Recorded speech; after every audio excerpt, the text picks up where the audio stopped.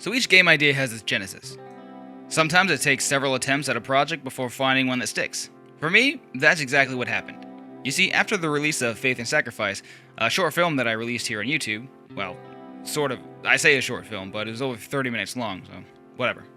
I very quickly fell in love with the characters, and I really wanted to make a game kind of based around them. Now for those who really enjoyed Arthur, he will not be a part of the game. No, he will instead go on to do things with the main cast. So there are a lot of interesting things planned for him, but not for the game. And of course, this also means that Corporate Entity is currently on hold. However, I do plan to come back to it in the future, and now of course I know exactly where to put it in the overall world and timeline in this weird fantastical world I've made for this channel. So buckle up, folks. So yeah, it was more specifically during the gestation of Faith and Sacrifice, which of course you can find in the description if you haven't watched it yet. Why haven't you? That I decided I would make a literal game out of this thing. But one thing haunted me from all other past games and experiences that I've had before in this game dev adventure of mine. You see, in the past, I had always, for some reason, decided to build every single function in my game. And unfortunately, that has always led to a lot of confusion, and sometimes the tools just didn't work right at all. So, this time around, I've been looking at this project in a different light. I want tools. In fact, I would like tools that I can then use in other games, and then edit them as I see fit, maybe add some more things. I just want a game creation kit that I can allow my creativity to freely flow. And to do that, I need to buckle down, maybe buy a few things, and make some pre-existing assets. Speaking of pre-existing assets, this also means that I could reuse some of the things that I made for the video, which meant that, hey, this stuff isn't just a one-time deal. It can be reused in future projects, which is fantastic. And, of course, the characters, one of which I specifically fell in love, one that's specifically based off of my own grandmother, whom I love dearly. And it wasn't long after creating the plot of Faith and Sacrifice that I then went full bore into making the plot of this game. So in one way, you can say that this game is a sequel to Faith and Sacrifice. One that I am very excited to completing. However long it takes to complete a game at all. The process. So as a rule of thumb, I needed to focus on something small. And yes, while I will try to have, 90s AAA quality to my game, if that kind of thing even exists, I still need to limit my scope and stay within the confines of my skills while expanding a little bit while not overblowing myself. Because, I would actually like to release something. And realistically, the game's going to be what it's going to be. I don't need to worry too much. It's fine. So, in the spirit of that, I decided I would work solely and exclusively on the demo, while leaving room for expansion in the future. So I wrote a general plot going forward, and I made specific plot points and quest points for the demo. Game type.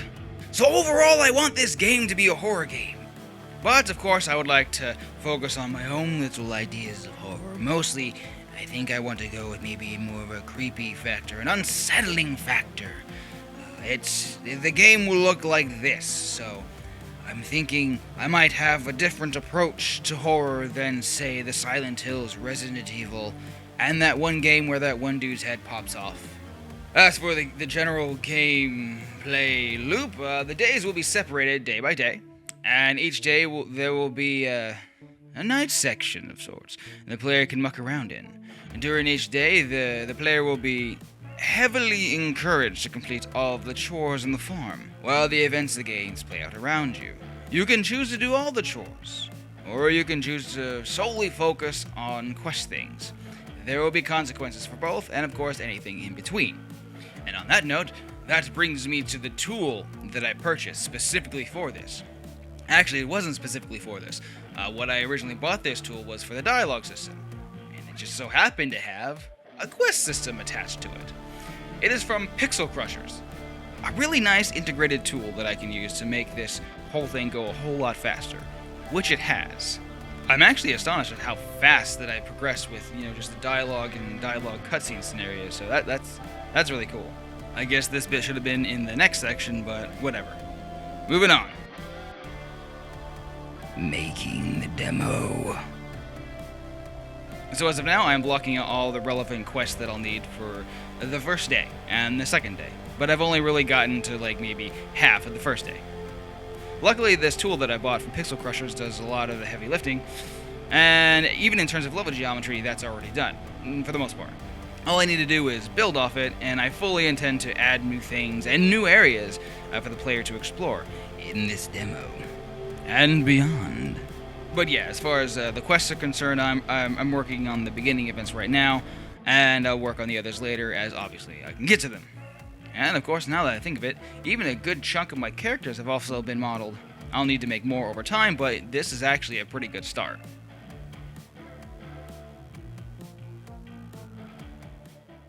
And now for a special thank you to my subscribe stars. From the Guild of Arbithis, we have... Galazar. Yes, Galazar. Perfect. Hello and welcome to the guild, my friend. And then we also have user number 5D47D1C8. And of course, a many thank you to the many members of the Paupers patrons. Without any of you, this show would go unfinanced. And where would we be? In a much poorer place. Thank you so much for every single one of you for your donations. And I'll see you in the next video. Goodbye. What are you, Markiplier now? No!